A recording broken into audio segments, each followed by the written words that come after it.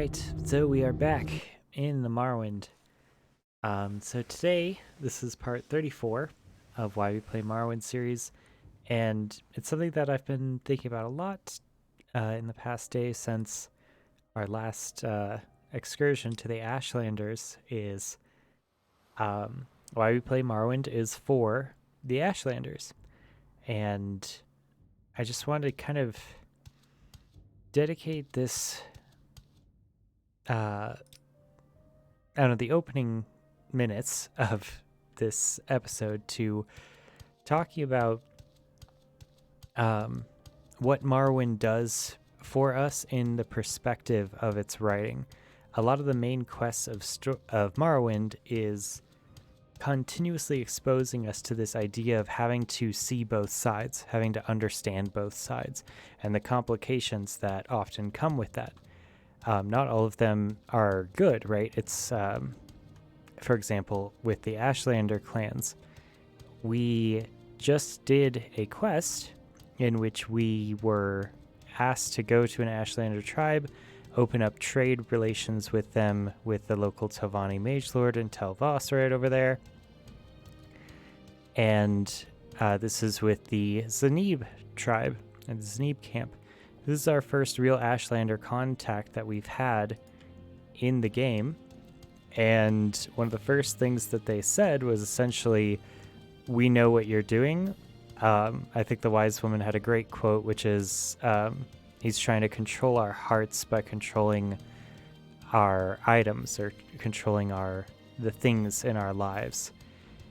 And that's very true. That's an extremely astute, smart understanding of what is happening, and it asks us to respect the perspective that they have. But a lot of what the gameplay of going to that tribe is in the first place is getting to talk to them in the first place about this requires them to have at least 50% disposition for you. We are a Dark Elf, which already gives us a bonus to talking to other Dark Elves, and we have a 50 personality. If we had any less than that, and in fact, when we went to the Wise Woman, she wouldn't even talk to us about this subject before we set a charm spell on her.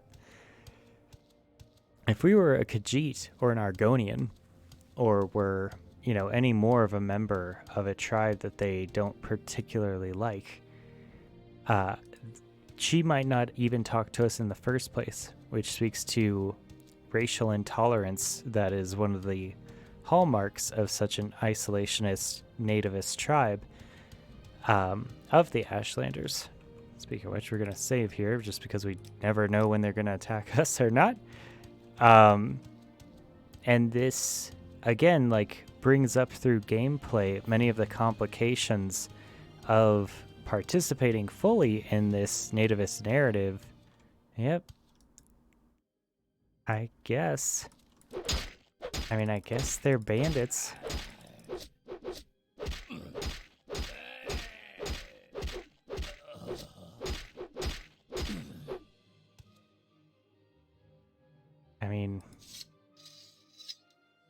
He has an Ashlander shield.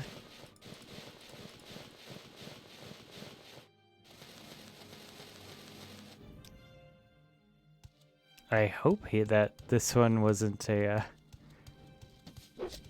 bandit. They may be Ashlander bandits, but whoever's attacking you, you have to defend yourself, I suppose.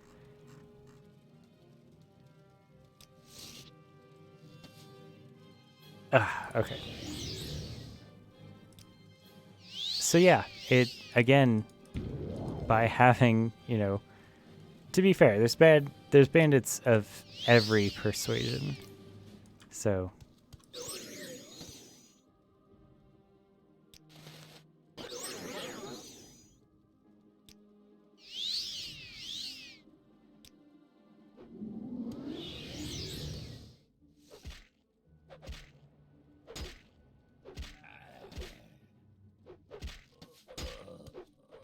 yeah. But look at, what our character is doing and put in the position of doing now is going to this area, having pretty much nativist Ashlander people attacking them, or having them attack us, defending ourselves against them to the death by killing them in some way.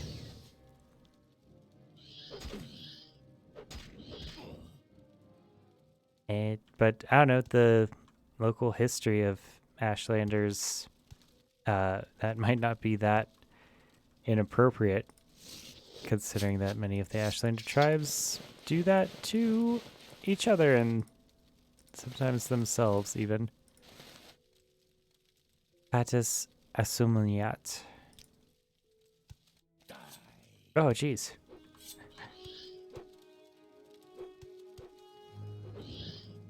I mean, is this someone we really need to be attacking?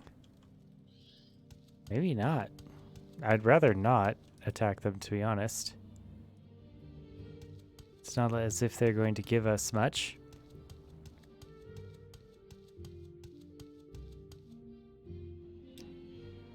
And rather, even if they did give us a lot of things, we don't really want to carry that around with us as we go to raid the Dwemer ruins. But yeah, the point of this game in so many ways is entertaining these complicating narratives. Like, there's more bandits over here. Did these bandits repopulate? I could have sworn there weren't this many bandits around.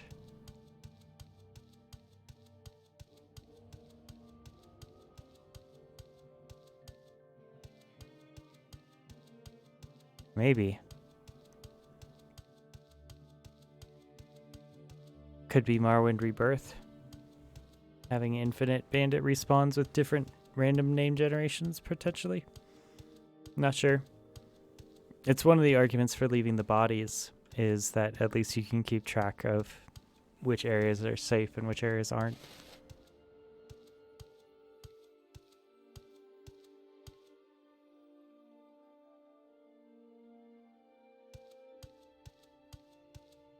So yeah, I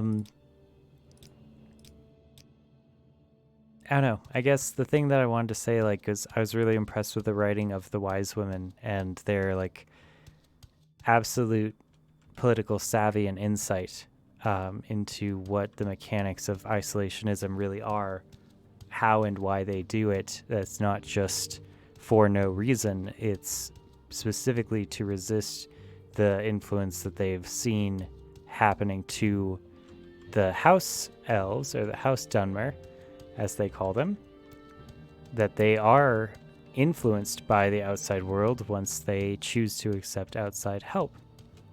And that's not, to say that that's always a bad thing. Certainly our character, if we select any class or race other than Dark Elf, has more than enough reason to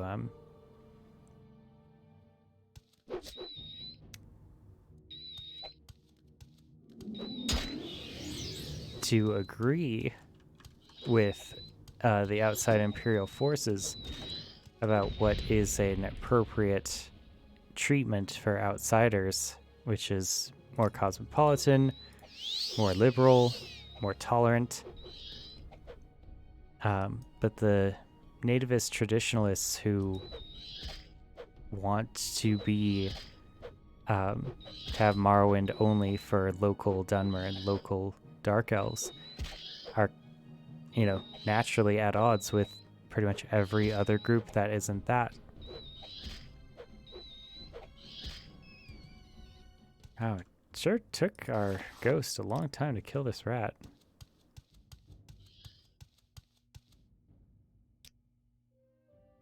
Okay. We're finally in New Clift. We're going to try to get in here and get the schematic. That is our goal. Right away there's a Centurion. So this is... and a Dwemer ghost. God, this is going to be hard. Okay. We're already in a bad state of things. Looks like they're resistant to...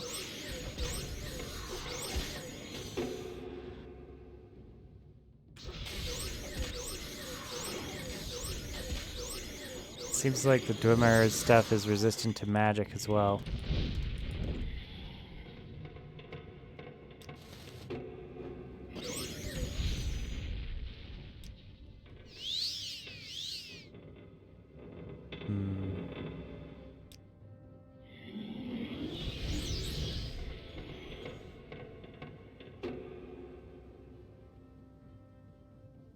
Potentially Soul Trap might be useful for us here.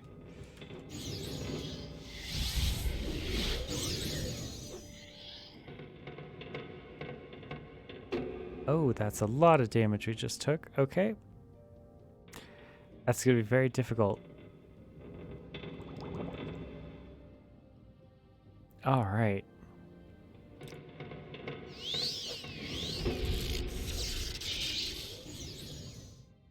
And we almost just died from that.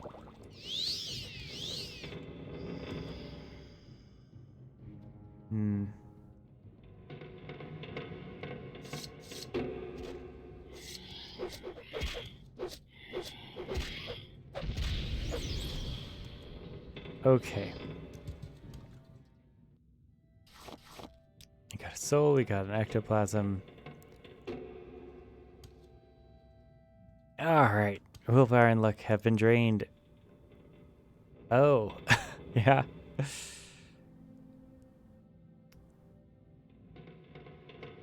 I hope not. What's up? So yeah, the Ashlander perspectives are basically constantly challenging our understanding of what the future of Vardenfell really should be and what our position and place in it is. It's an extremely persuasive narrative for, quite frankly, white liberal American students to take the nativist side of things pretty much always, as long as we believe that they're not being manipulated by Dagoth-Ur. And it's hard to overlook their, quite frankly, just blatant racism against every one of the beast races and all foreigners in general, if we're any race that's not Dark Elf. So, I don't know, it's an interesting puzzle to negotiate with Morrowind and its perspective. Ooh, a book here. That's nice. Chronicles of New Clift. This is great. We'll just keep this one. We've read this one before for our last Dwemer mission.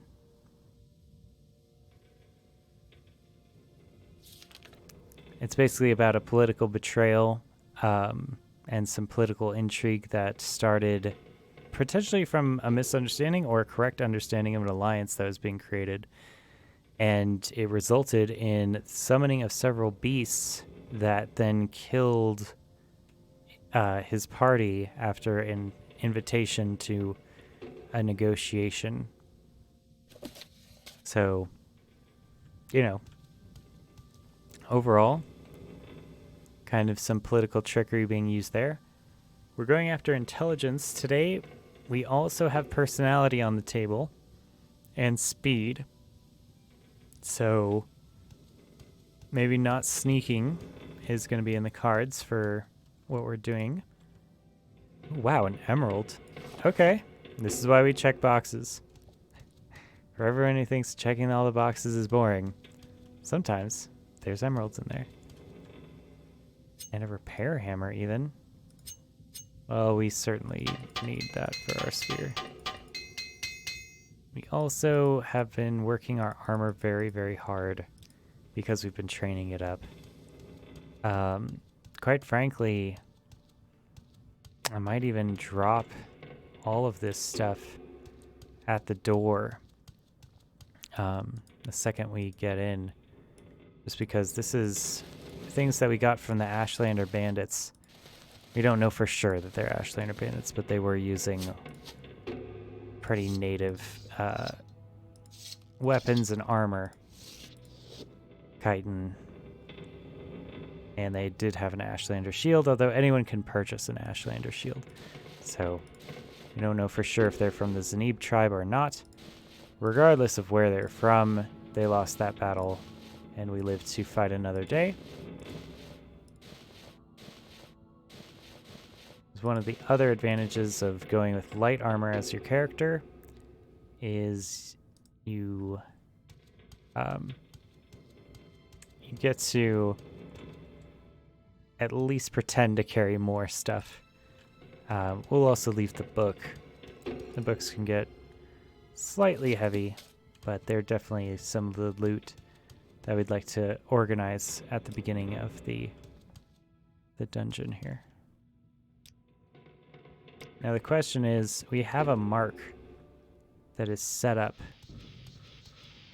Okay, so we're already in combat. We got the steel door here. We're going to open it. We're going to summon. We're still very weak physically, so we really can't afford to be taking chances here. We're relying a lot on our enchantments, which is kind of the Morrowind way of doing things anyway.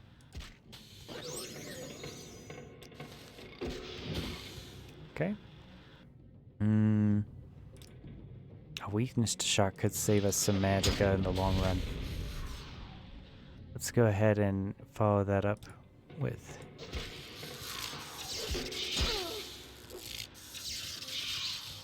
Alright. So, working our weakness spells in an attempt to overall save us from some magicka at least. We might not be getting all of it that we can. We also need to stop using destruction and start using conjuration more. Still looking for those schematics. It's pretty heavy, but it's very expensive, very valuable. The raw ebony ore. But yeah, I don't know. I've just been thinking a bit about how this game portrays Ashlanders and nativists in general. Dimmer scroll, okay. Oh, a schematic. Hey, that could be it. Is that what we wanted? Now, the Malam Rayon asked me to bring him some Dwemer schematics from the ruins of New Clift. I wonder if we will ever get a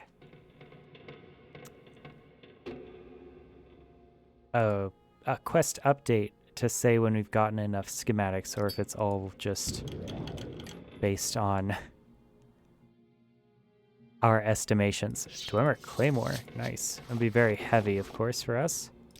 So we don't want to carry it around all the time, but certainly a valuable find. Let's go ahead and look at it. Beautiful. I love the Dwemer art in this game. Nice straight blade. So other lores call them, you know, the deep elves in some ways. So their stuff is still elven make, at least initially. Certainly the proto-elves, the Aldmer, before the prophet Veloth led the dark elves out of the Somerset Isle and taught them how to be the changed elves, or the Chimmer, the changed ones. Now, we also need to think about how big New Clift really is. And so we could be here till healed. That's pretty good. I think if we exit and enter, the enemies have a chance of respawning.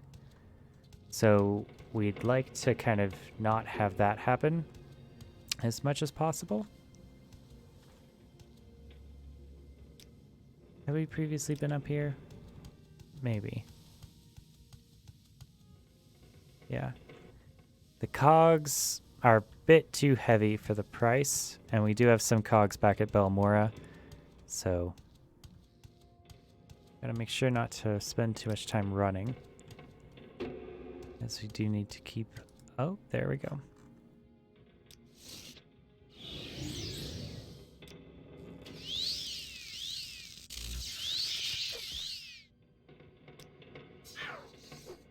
Okay. Just gonna try everything that we can. Let's go with another skeleton. Just really let the skeletons do the work. This really should be doing our heavy lifting at this stage in our mage career. But certainly we do want our conjuration skill to go up. That's one of the major... We can carry a little bit of loot with us, but let's drop off the super heavy stuff. Bolts we don't need. 28-pound sword, no thank you. And these are 4 as well. Fairly heavy. Let's go ahead and keep the rest. The coins.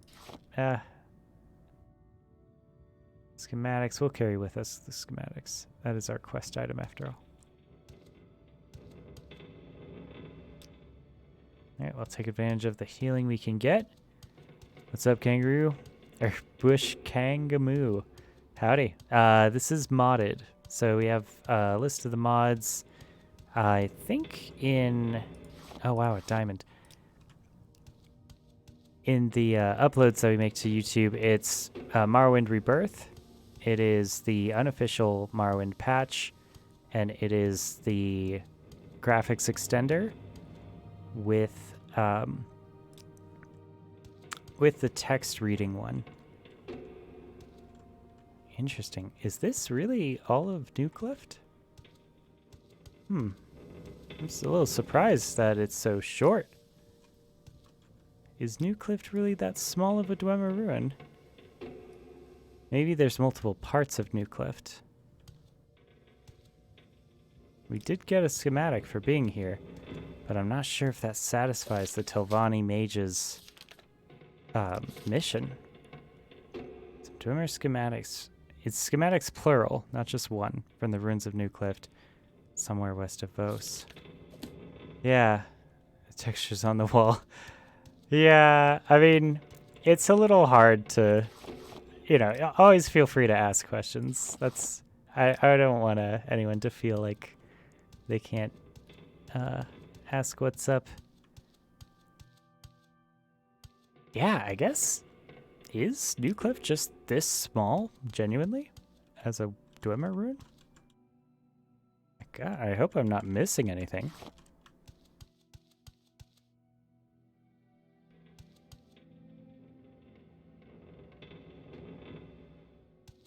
I mean, we did go to Claymore. It doesn't appear that there's any more enemies in the region. This could be either a change or an expansion from Morrowind Rebirth. I've been unable to find a definitive list of all the things that Morrowind Rebirth actually does change, so no one can know for sure. But yeah, I don't know. I guess compared to the other Dwemer ruins that we had, that seemed much more extensive. I guess we're just double checking at this point. Unless there's something I'm missing. I haven't played this game in 17 years. Yeah, it is nice to visit it vicariously. That's basically where I was at before I started this Let's Play, because I just didn't want to have to deal with the modding and kind of worrying about getting it running on my computer and whether it would break and things of that nature. But I'm really glad that I did come back to it overall, because the writing is still very strong.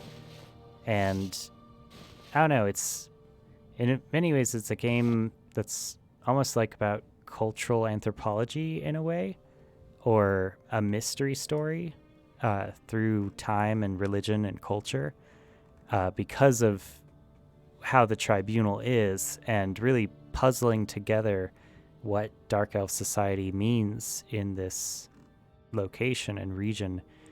I think that's an extremely valuable part of the game.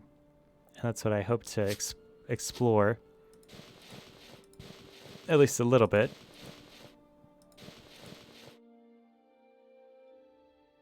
Alright, I get more schematic for a scarab, apparently.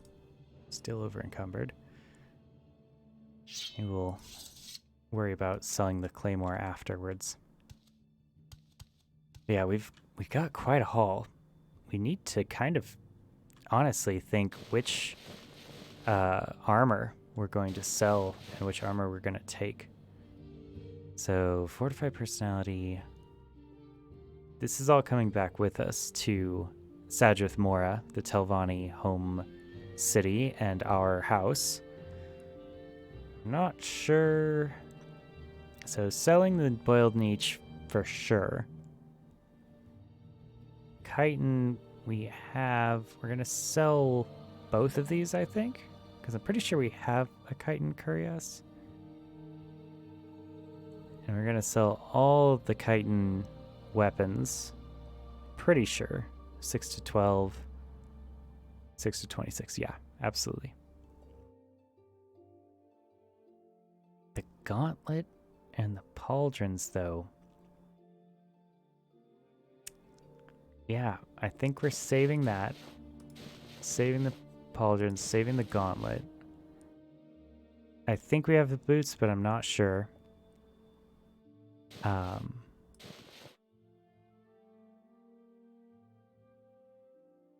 So if we're gonna save these, then we're gonna save the expensive versions of it. And let's sell as much as we can out here. Yeah. I thought about just dropping items in Diablo style like that with Mark and Recall. Would have saved some time. I mean, that is like, I don't know, one of the benefits of being a mage, and Morrowind makes it slightly difficult to play as a mage, or rather they make it very item focused to play as a mage. Where in some ways the best parts of being a mage is the fact that you can use these spells for free, because the spells, your magicka doesn't regenerate in Morrowind in the way that it does quite happily for Oblivion and Skyrim. And Oblivion has Ayleid wells dotted all over. So in some ways it's very difficult to be a mage in Morrowind. But they kind of make up for that by how powerful enchanted items are in the world and in the game. In fact, the Neverine, like one of your ancestor reincarnation, basically got a great deal of his power from an enchanted ring, the one clan under Moon and Star. That ring is in lots of ways responsible for his success and him becoming essentially a god. And that's kind of reflected in the gameplay, where in order to get good in this world, like having essentially like OP broken magic items is kind of the way you do that. And that's just like, it's in lore, and it's also just represented physically in the world. So it's kind of interesting. All right, so we'll see if we can move after picking all this up. Hopefully up. All right, that's the limit. That's what we hit. What are we gonna drop? We're gonna drop this. I want to take these back to make sure that we have a full set of chitin armor. And this is going in my house just as a display piece because it's quite rare, and I'm gonna appreciate that more than 800 gold. Is there something? But oh, we have to get rid of the moon sugar. He won't trade with us if we have drugs. Of course not. Let's see if we can sell him the arrows. Let's see if we can sell him a bunch of our marshmallow, to be quite honest. In what way do you feel it's representing physicality in the world? I'm not grasping the end of that synopsis. It seems very interesting, though. representing, well, so the main hero of this story that you are the reincarnation of got to do the things that he did in his life that made him like unto a demigod, basically, by having an item that's a ring that is called One Ring or One Clan Under Moon and Star, which boosts his personality by a huge amount. That allowed him to unite the clans of the Dunmer against the Nords and the Imperials and the Outsiders and the Dwemer and Nordic Alliance. Let's not sell all these. And that, is a ring. Maybe it's a ring we'll even see in the game and maybe, pick up and use. Those are the things in this world and in this game that make you strong, that make you worthy of a legend. And, if you look at our character right now, we have 1, 2, 3, 4, 5, 6, 7, 8, 9, 10, 11, 12 enchanted items on our person. And one of the best things about enchanted items in Morrowind, wow, this guy he likes us a lot, but he's not giving us a break on deals, is that they're essentially storage locations for spells that you can use whenever they are needed for you. So this is an Amulet of Levitating. If you're visiting Telvanni mages who intentionally keep their doors at places you can only levitate to as a way to make sure that the only people that they talk to are smart enough to know basic alteration spells, then that's extremely useful for you. That's essential for you to participate in an entire quest line or an entire faction of this game if you're not a mage. If you don't know alteration yourself and you're just a warrior class or even a thief class, you need something like this in order to even access, I'd say, a third of the game, because it's one of the 3 great houses that you can join in the game. Certainly a third of the nativist factions for this game's main quest line and story. Partly because you need to join some house faction, I think, for the main quest to even work. Now, granted, in an Elder Scrolls game, you don't have to do the main quest in an Elder Scrolls game. You really don't. In fact, I have never beaten the main quest of Morrowind.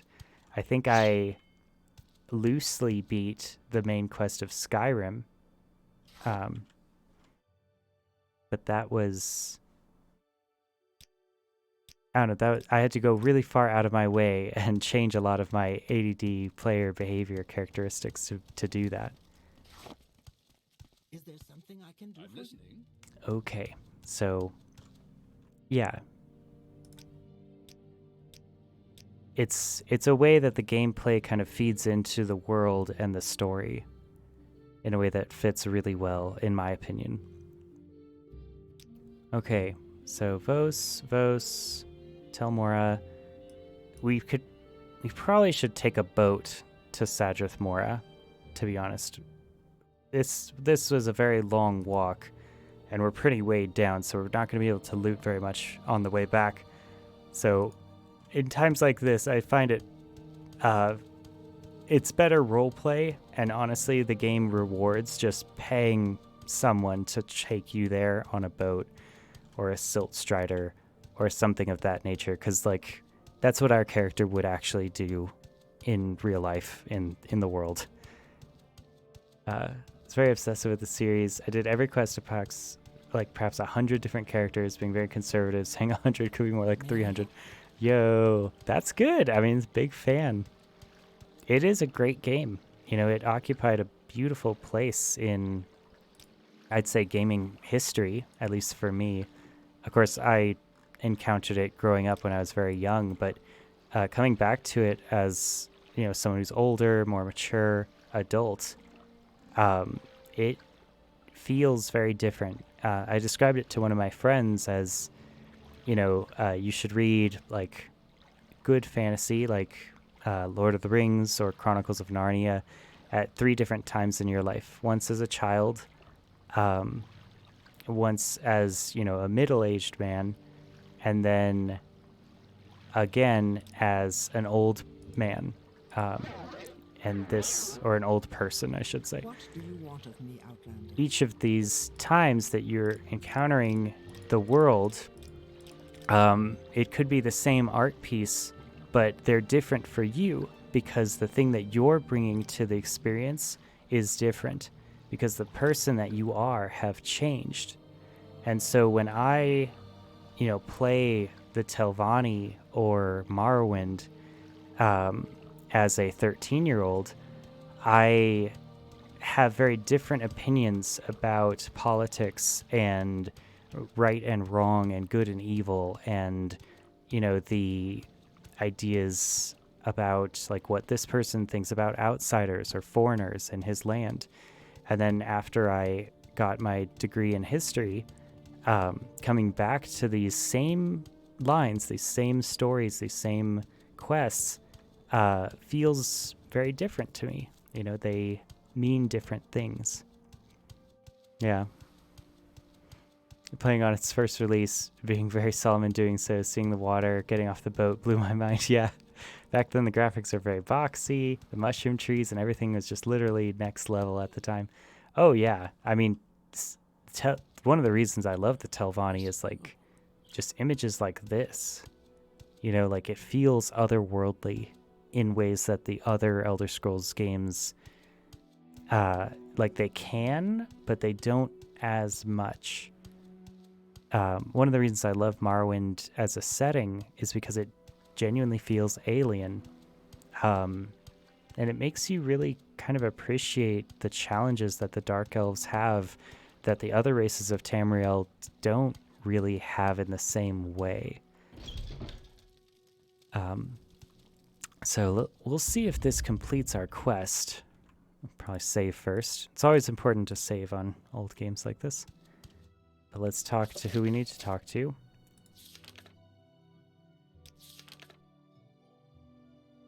Malam Rayon. Okay. He'll probably take credit for it and give it to his master, saying that he went to go get it. Oh, I guess that is. Have you found the plans Archmaster Gothrin was looking for? Good, if you're successful, Archmaster Gothrin wanted you to have this. Okay, so that was the schematic, but he gave us a cephalopod helm, Gothrin cephalopod helm. Is it his personal cephalopod helm, or perhaps a cephalopod helm that he enchanted himself? Because if so, that would be an excellent addition to our light armor. Yeah. Okay. Well, the Telvanni sure are generous to those that are under their thumb, so to speak. You ever tried different FOVs in Morrowind? I have. I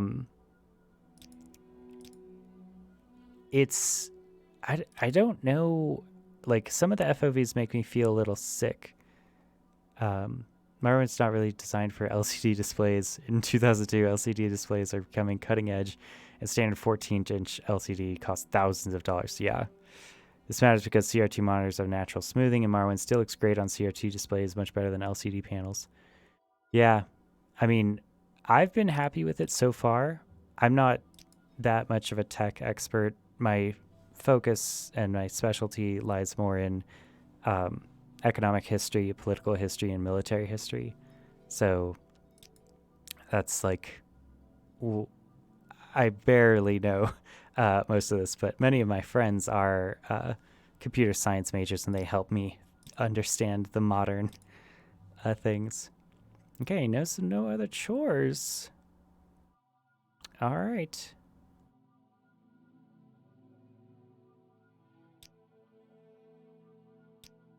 So yes, this is the enchanted Bring, Moon, and Star.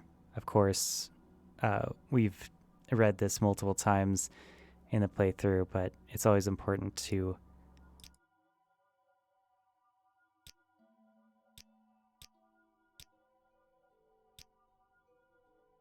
Yeah, that is the question, is did Dumac, was he really our true friend, or were we betrayed by our wife at the time, Alamexria, and our friend, supposed friend, Vivek, who we know to be both a poet and a rogue.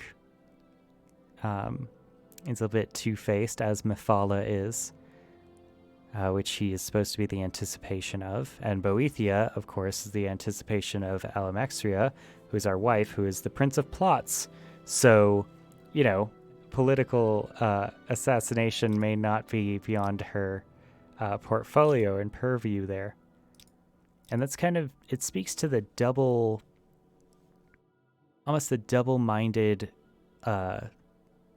nature of the Dark Elves, where they acknowledge the public-facing side of things and then secretly gossip about what's probably happening under the scenes in ways that other cultures don't necessarily accept. But in Dark Elf society, especially within the Telvanni, it's assumed that there is politicking and backstabbing happening behind the scenes. In many ways, the Telvanni are just the most honest about it, especially compared to the Halalu, in the sense that they admit it to themselves. And they're like, look, if you kill an Archmagister and get away with it, good. And we are considering killing Archmagister Thrayana because of her treatment of her slaves. So that may just happen.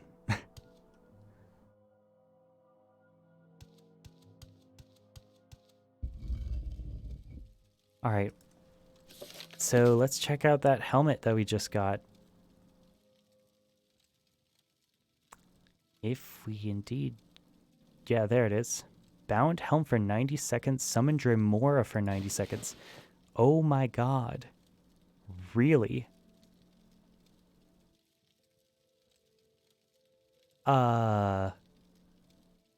Okay.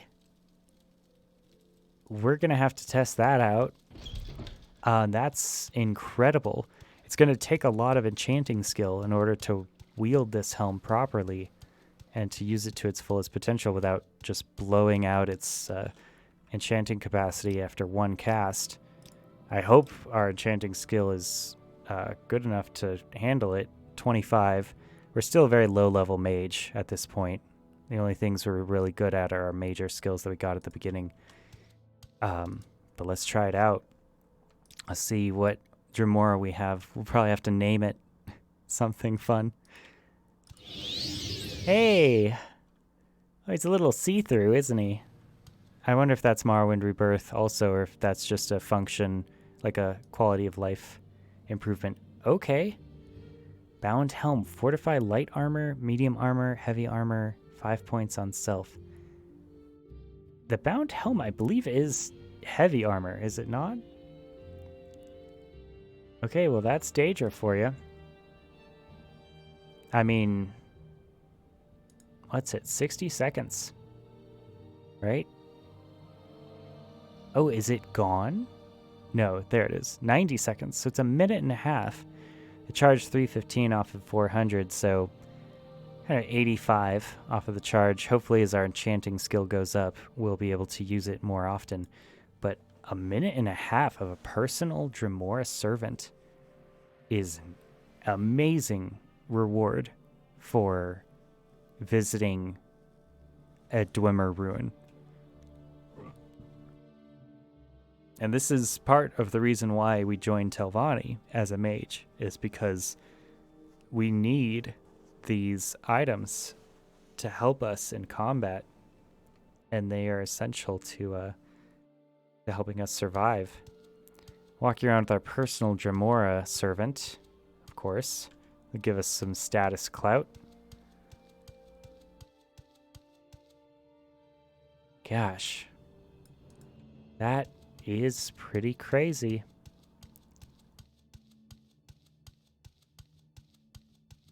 I mean, that's the thing, is like, if you're a mage and you want to do conjuration and you want to do all the bound armors, we have to understand that bound armors are Daedra armor. I think Daedra armor is heavy, if I'm not mistaken. I could look that up, but I could have sworn from the other games that Morrowind Daedra armor.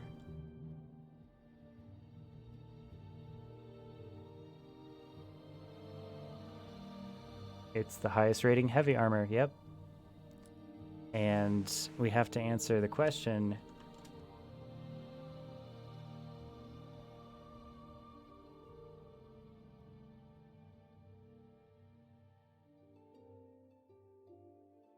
Bound armor increases the player's light armor skill when struck, but the armor itself always provides defense as if the player had an armor skill of 30.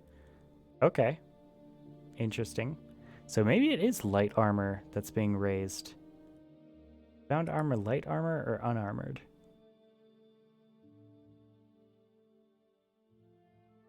Yeah.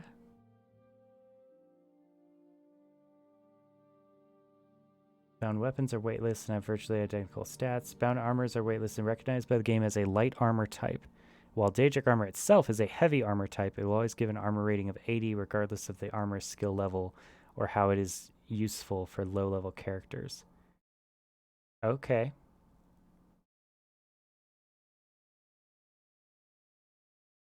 All right. Well, that answers that question. Yeah, I think it is light armor. I think that is the what the Morrowind unofficial Wikipedia says about it, which I tend to trust. It's often difficult if using the Morrowind Rebirth mod because they change so much. And to be fair, some of the more advanced versions of the Morrowind unofficial code patch also change some things that they view as bugs, which gives rise to the mod for purists. A patch for purists is something that I've had recommended to me quite a lot. And there are parts of it that I agree with and parts of it that I don't. For example, the pickpocket mechanic I still find to be extremely punishing in Morrowind, but also by having it work the way that it works for the enchantment skill and for pickpocketing, it kind of makes a world in which you have to invest a lot in a skill to get a big payoff. And I don't know, there's parts of that that I like, and there's parts of it that I find to be a little too difficult. Oh, that's right, we got the Morag Tong gear. Okay, well, first things first, we'll drop the Claymore. We have 2 Chitin boots, Chitin boots, both of which are at the same level, so we're selling those. These are the same. I guess we're going to pick the things that we're going to keep. The things we're keeping on our person are the things that we will be selling. So this we are keeping, so it is going down here. So we have the Morag Tong gauntlets, which are better than Chitin gauntlets. So we're going to be keeping the Morag Tong left, Morag Tong right. I don't think we found better light greaves, though. So we're selling these, and the pauldrons certainly are better than the boiled niche leather pauldrons. We are keeping the chitin pauldrons. That was our big victory that we got. And the other thing is just the cephalopod helmet seems so strong for light armor for us. That is an incredible enchantment.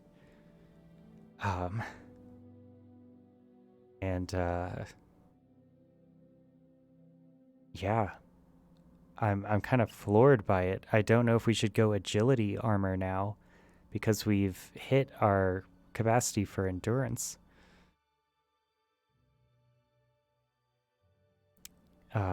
Exquisite shoes. We're lucky to have those. Those will be enchanted well when we get our enchanting skill up. And 2 exquisite rings was a great haul for this particular excursion. A Dormer scroll, we can go ahead and save that just as a museum piece for ourselves. Many of the Telvanni mages, if you notice, do have what's it? We're going to sell the expensive stuff. And the extravagant stuff. We need exquisite. That's really the only things that is worth saving here. Many of the Telvanni mages have their own private Dwemer museum in their local wizard tower. And when we completely finish out the Telvanni quests, we're going to probably get a wizard tower of our own. And we're going to need to look at how to decorate that and how to, basically who to hire and how to appoint our Telvanni Mage Lord tower so we don't embarrass ourselves in front of the other Telvanni mages. And also people that come visiting us expecting a certain look, a certain decorum. You know, we have to fit into this culture if we're going to be part of this house.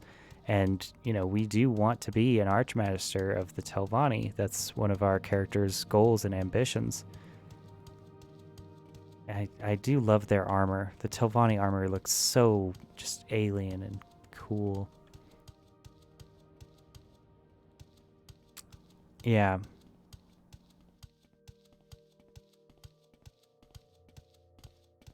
All right.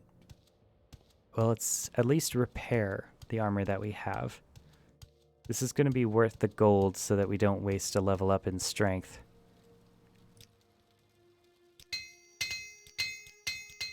And we do need to repair a lot.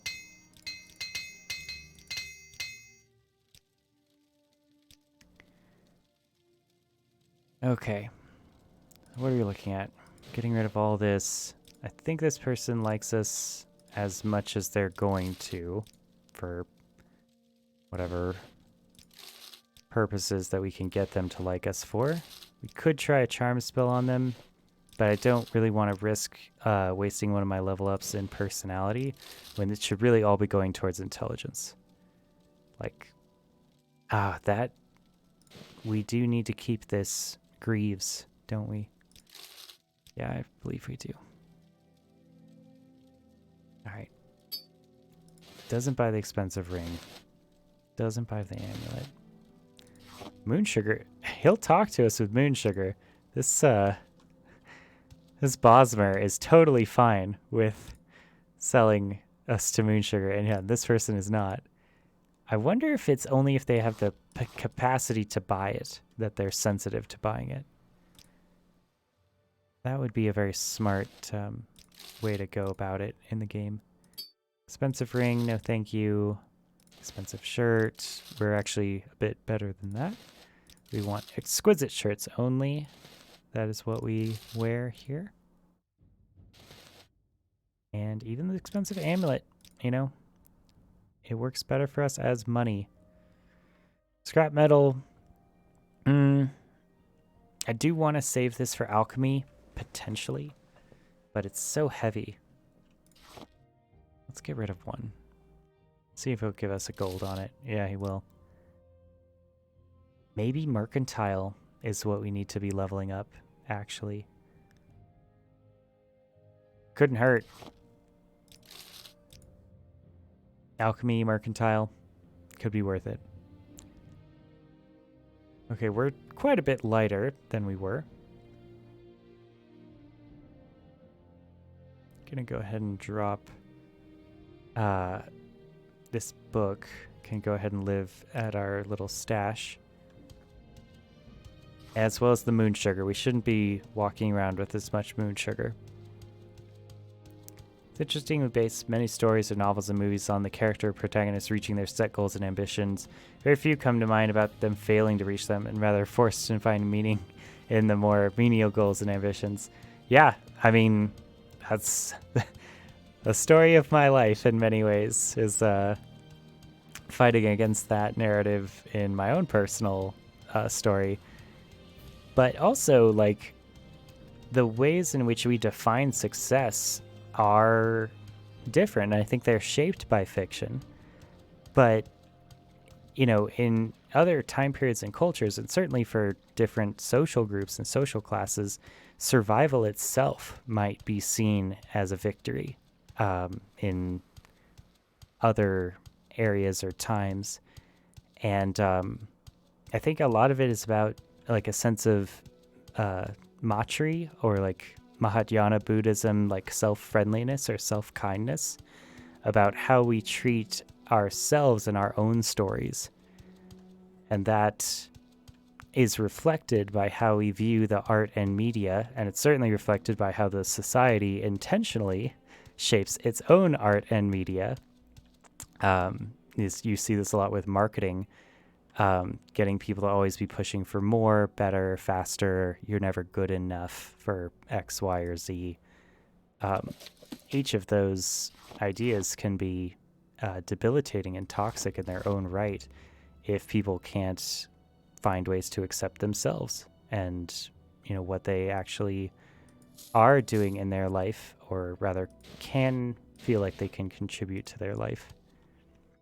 And the further that gets away from reality, the more harmful it can be for certain mental states. And I don't know, I feel like mental health is created and mental unhealth is also created. I think that you can make your society sick intentionally. And I think that that's one of the purposes of cultural anthropology and sociology, is to track and educate and look at those forces and what the very real, true effects of those are. For America, we have lots of mass shooting events. Many of those are blamed on mental health, but, the society itself is the place where those things are happening. So we're suffering the consequences of it in lots of ways. Of course, you can't always blame yourself for things, so you have to take it with a grain of salt, I should say. Make sure to keep your feet on the ground and not take on too much of other people's actions and behaviors. Okay. We have to go to Gallos Methendis, because we just did the Telvos thing. We should get our reward for that, at least.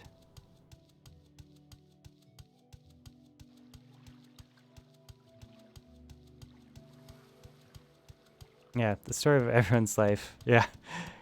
When we get lost in the balance between self-preservation and survival and taking enough time to achieve what we want. I mean, yeah, that is kind of the, man versus self. The three types of stories: man versus nature, and man versus self. I find that to be a very persuasive story archetype structure. And a lot of, I don't know, like, there's many times in life where we kind of just have to pick how Buddhist we want to be about things, or how spiritual we want to be about things, or how of the worlds rather than in the world we want to be about things, or how much we just want to take the politic real practical side of things and be get as much money as humanly possible, and kind of go from there. Much of which is actually in the stories of Morrowind. You see lots of different people even in the same faction with different perspectives on their goals, desires, and relationships with personal gain versus public service, or kind of helping what they think of their country or their society is best needed. And when we select our House Telvanni mouth to our Archmage to serve under, we're going to have to keep that in mind when we choose who to work for. And I kind of think that we might want to work for Telvos, because they are the people in the Telvanni group that seem the most open-minded to, breaking with traditionalism and embracing new ideas. As an Outlander in a very conservative, hierarchical mage structure, that's really going to help us out, I think. So, let's see. Gallos Methendis is who we're looking for. And that, I don't know, you do get to feel like you know these people after a while. It's really interesting. Just simple 500 gold. All right. Yeah, my patron, Master Aaron, is quite open-minded. You might ask him. If Aaron becomes your patron, I can stop being Aaron's mouth here on the council. Perhaps I can get some research of my own done. Okay, so he kind of wants to give you his job. It's always a good position to be in. All right. Take a boat. I mean, we just came from there, and we did explore that region quite thoroughly. I'll keep it in mind. In real life, I have been doing a bunch of interviews this week also, so... Master A1 wants me to bring him a Daedra skin. Skins of any kind of Daedras can be recovered from Daedra have recently been returned to Oblivion. Okay.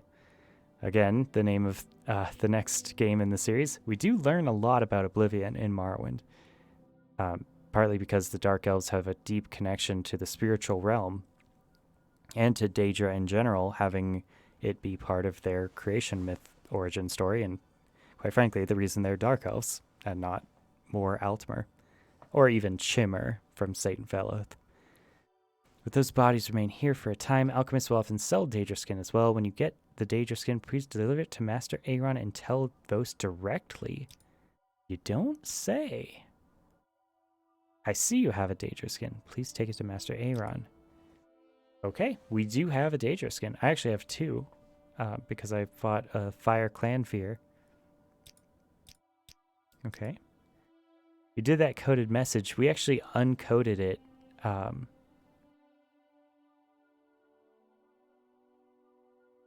Yeah. It's amazing as you could tell in the lore, Morrowind was shaped by the developers' ideals that may have simply been on deaf ears to do the comprehension back in 2000. Yeah, especially their slave narrative, their like abolitionist narrative. I've spent the last 3 months taking a class in Civil War history and memory at the local university, and I tell you, the abolitionist narrative and the slavery narrative in Morrowind is standing out a lot more to me now than it previously had been.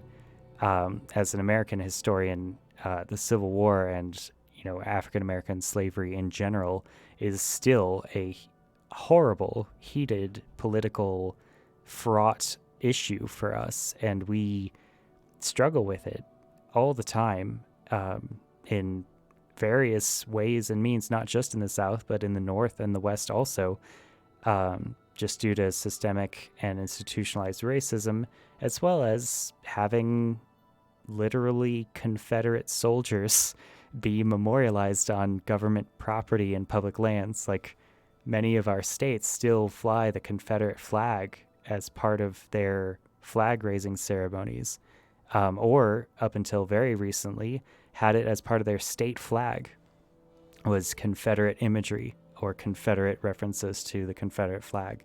It's a deep and profound open wound that in many ways America was too close to even really see with proper context and perspective, at least for white people. The black people have always seen it, but they were in many ways too oppressed and like victims of political oppression and violence and fear to be able to talk openly about it with other white people because they didn't trust us, which, they had very little reason to. So I don't know, when I play this game now, it's much different because it's talking, Bethesda's an American game company.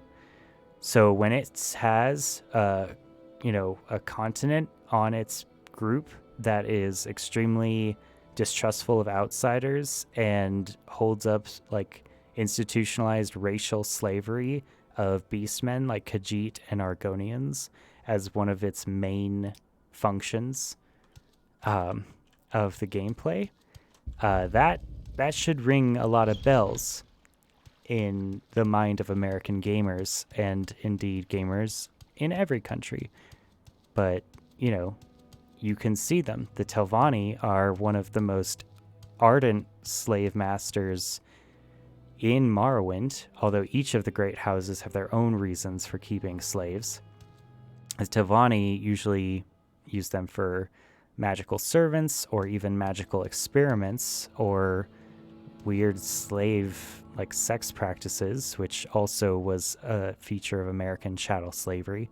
The Halalu seemed to be using them directly for agricultural purposes, but it's important to remember that the Telvanni also used them in Kwama egg mines, right? A lot of the Telvanni industry is egg mining, whereas the Halalu get the open grasslands, plains region. That being said, Telvas has its own fair share of wick-wheat and salt rice plantations, and it has no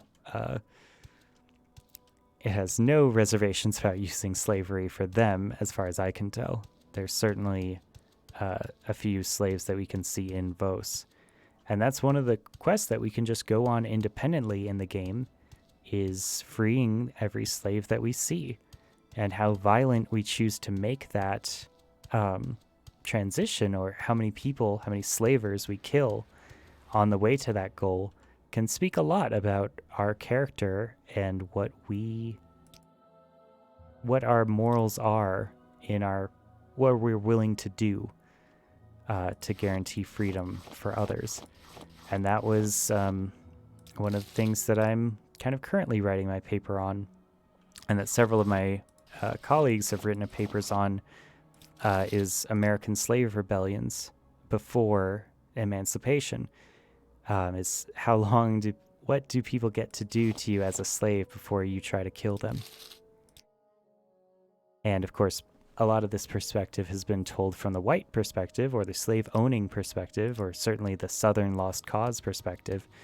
But when you think about it from the black perspective, as a slave, the story changes, where you live in this society, in this world that is where it's completely legal for any Telvanni mage to just murder you as a magical experiment for fun because they want to, or to mutate you, or to do whatever they want because they own you. You don't have any rights. What wouldn't you do in that environment? What wouldn't you do for your freedom? So in many ways, just freeing yourself from that can be its own goal, right? Just getting back to the normal that many white people are born with can be some ex-slave's whole life.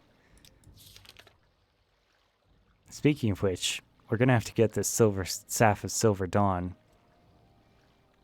I don't know how we're going to do that non-violently.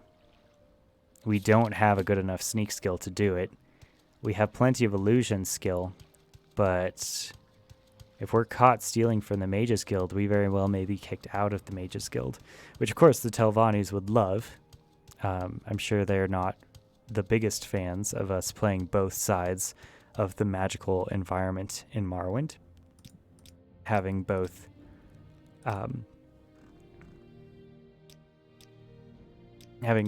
Mages Guild and House Telvanni connections probably isn't their favorite thing.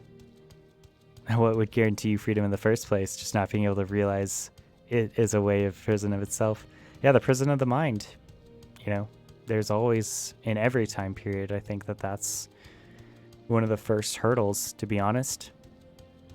Of course, there is also the physical, political reality of literal, freedom, barriers for education, or making it illegal to read, for example. Or in many cases, illegal to have a full expression of religion, or a full expression of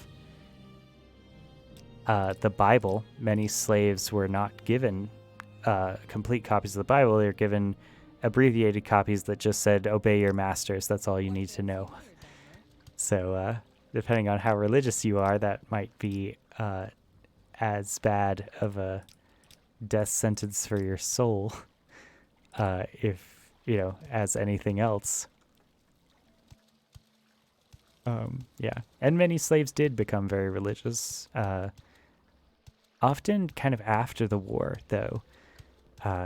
Before the war and during the war, it's been a bit of a mishistory, this understanding that slaves were exceptionally religious, partly because they just weren't allowed to be religious. Much of their religion came from quite frankly, like local self-invented superstition that they were able to take from their homeland or culturally from each other in their environment, because a lot of white Southern churches were very invested in defending slavery, so they weren't super friendly to black people. Should we do this? So we did this already. We need that silver staff. Ariel has a staff like that. Nell. Gabrielle. Oh, wait, is she not here? No, this is her. Oh, she's... Let's see. Protect creature might be nice. Demoralizing touch on creature. Do we have that? She has a lot of interesting spells. I wouldn't hate buying the spells from her before we potentially steal from her. But regardless, before we do anything to affect her disposition, we may want to save. This game is unstable enough that I appreciate saving as often as possible. How may I help you, Dunmer? We'll see if she can give it to us for free or if we can buy it off her. Now the staff is Silver Dawn. I don't use it very often. I prefer daggers myself. Really? Okay. I sell it to you for 300. How do we want to do this? Dear less. I'm sure it's worth more than that. Okay, so we can always buy it for 300. She's not giving us a reputation loss whenever we are talking to her in and out. I wonder if it goes up if we buy something from her. Doesn't seem to.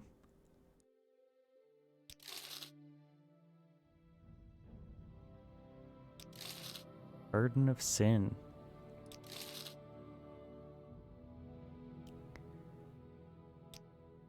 Sorry, did we have Demoralize already? We have so many spells.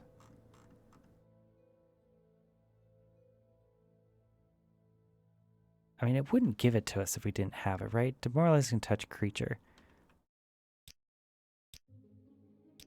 Yeah, it wouldn't list the spell if we already had the spell, right? Sorry. Return. Goodbye. Demoralized touch humanoid. Demoralizing touch creature. Yeah, no. Okay. Yeah, so many spells. Maybe use 8 of them. Yeah. It's part of my character ambition, though, also, is to, like, get the spells.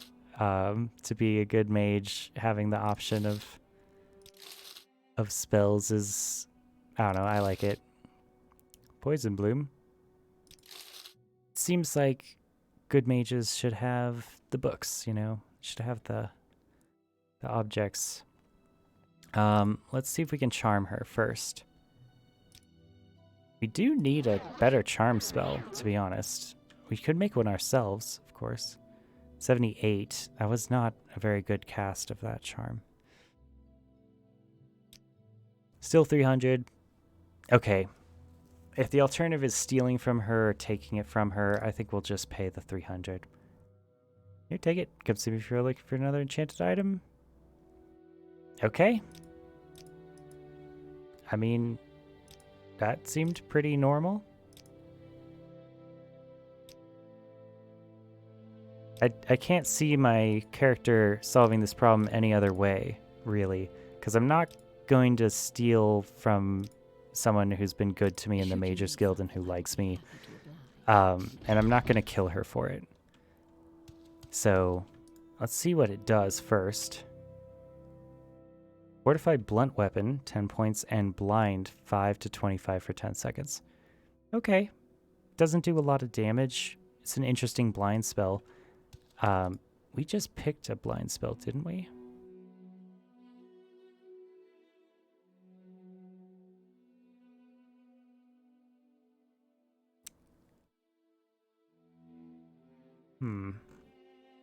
I wish we could search by character effect, by spell effect, rather than by spell name.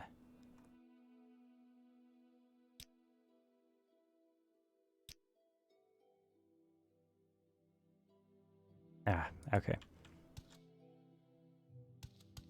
Need to go upstairs to get out. There's the Fighters Guild. I don't really like the Fighters Guild in this game that much. Adis Fire Eye, the main Fighters Guild quest giver for Balmora, I think is pretty corrupt.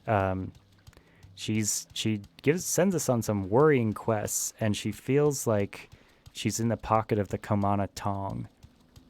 So, I don't know, in this game you can't join the Komana Tong, but you can join the Thieves Guild. And so it kind of puts you at odds between the Fighters Guild and the Thieves Guild almost right away, so that it's very difficult to join both.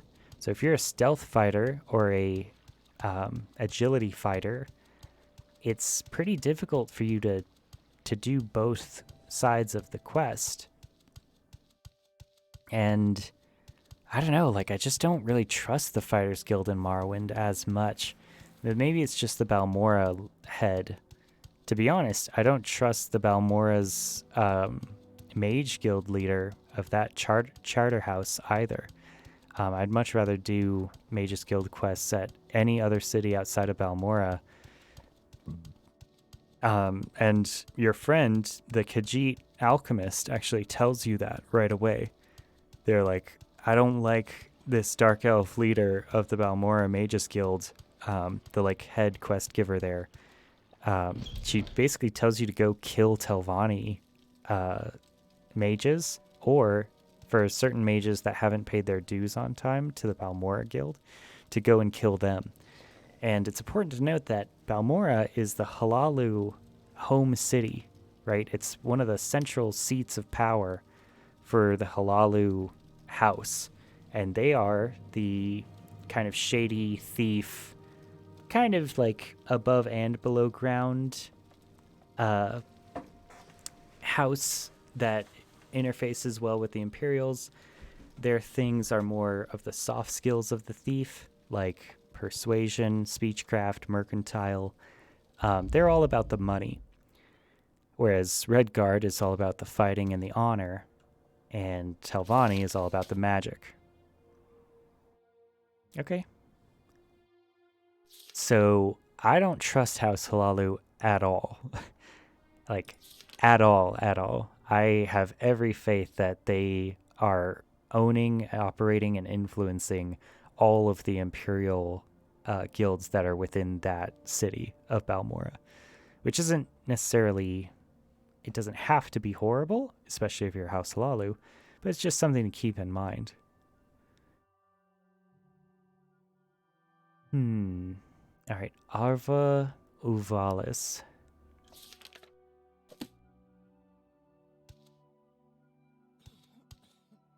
Yeah, I mean, in this game, almost no one is really good all the way through. The temple certainly isn't.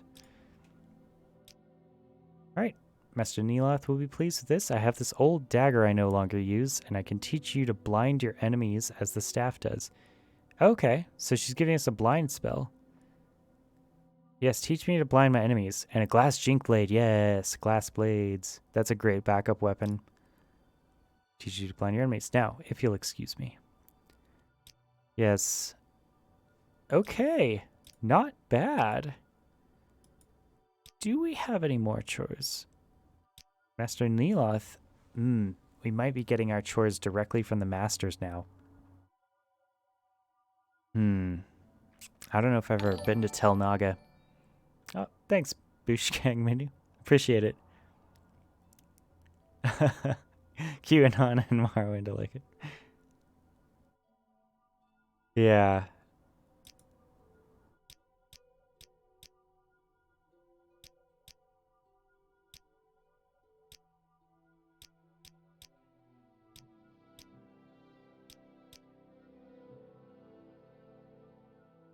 I have all the slowed soap I need right now. Same, you and me both. I have all the slowed soap. I mean, it seemed like a good staff, but I would much rather have the dagger. Let's check what we got. Glass Jinkblade, nice. Okay. So it does seem to be a dagger. My other one, I believe, is a short sword. So 6 to 16 versus 4 to 14. But it's so much lighter, almost 10 lighter, and the 2,000 on the value. Paralyzed for 3 seconds. God, that's priceless. Paralyzed is so good. Okay, this silver spark blade is going on the shelf. We're going to go to our little house here, and we're going to put it on the shelf. We should check. We're going to do our due diligence. We're going to check to see if anyone else has any chores for me. Okay, so Master Aaron for the Daedra skin. We get that. No more chores. Go to maybe the other mages. Okay. No other chores. For Gothrin, you could speak to him directly. Okay. No other chores. You could talk to Mistress Dratha. Mistress Dratha is a very interesting character to me. She hates men. She's the oldest Telvanni mage, and she's not as crazy as Mistress Theriana. So I don't think I've talked to her directly. Where is she from again? Where's your mistress?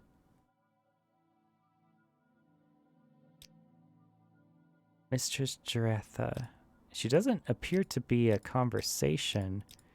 Where is she from?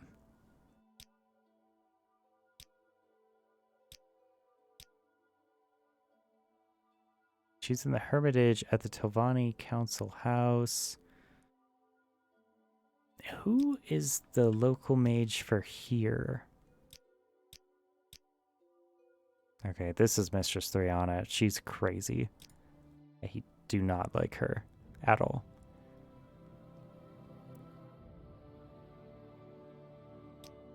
Yeah, I wouldn't recommend it either. I might kill Mistress Theriana.